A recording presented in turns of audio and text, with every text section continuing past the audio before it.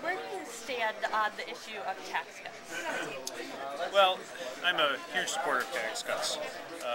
Every dollar that we give of our personal income to the government is a dollar that's going to be used less effectively than we could use it ourselves. And it doesn't exactly matter which tax we're talking about. It's the tax burden on the population that has decreased productivity. Things that I've agreed to, things that I've talked about are one-year payroll tax holiday. The great thing about that is it instantly puts money back in people's pockets, both the employer and the employee. Cutting the corporate tax, we have one of the highest corporate tax rates in the industrialized world, which makes us not particularly competitive when we're dealing with people who want to build factories and bring business. Keeping in place the tax cuts that are due to expire. And a big one I'm in favor of is getting rid of the death tax.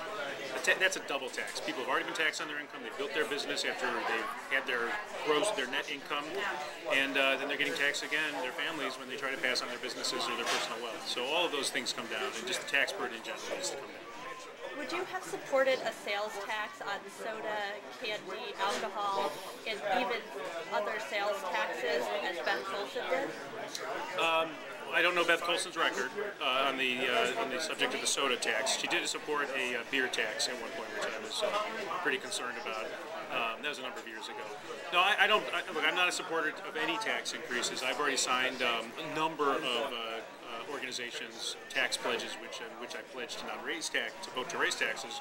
But I'm on record as being a supporter of a decrease in taxes across the board. Sales taxes, wherever you find taxes, I'm in favor of cutting them. I even am on record on the Tom Roser show on WLS in accusing the city of having a parking tax, which is basically the parking meters, and suggesting that if they wanted to improve business, they should get rid of the parking meters in the city. Would you take money from a union, such as the SEIU, if it was offered to you, such as other candidates have? No, I wouldn't. I find that my observation has been that those come with strings, and that in general, money from unions is not consistent with my values. It would be hard to believe that any union would come to me in the first place and offer money. And if you were elected to Congress, what would be your #1 issue to help out the 10th district specifically? Aside from dealing with the Asian carp issue that we have in the lake, no, I'm kidding. No, look, the #1 issue we have right now, luckily now that we have at least a little bit of a hold on healthcare, which was about a week ago was my biggest issue, is absolutely the economy.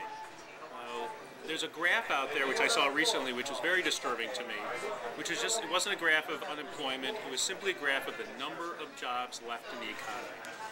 And that number has been on a steady downward trend for quite a while. There's no let up in it, there's no reversal, it's just down further and further. So we need to get the economy going again, we need to get the private sector going again, and that means keeping money in the private sector and not sending it to that meat grinder, the federal government.